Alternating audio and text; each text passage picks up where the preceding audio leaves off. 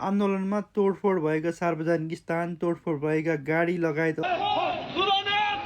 अरू विभिन्न कुराहरू चाहिँ नेपाल प्रहरी र नेपाल सरकारले चाहिँ सिसिटिभी फुटेजका आधारमा चाहिँ प्रुफ गरेर जसले चाहिँ फुटाएको हो त्यसलाई नै अदालतमा मुद्दा दर्ता गरेर उसैले चाहिँ जसले फुटाएको हो उसलाई चाहिँ त्यो सम्पूर्ण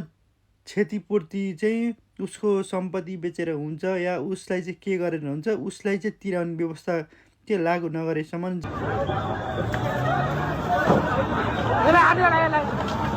चाहिँ नेपालमा यस्ता अराजक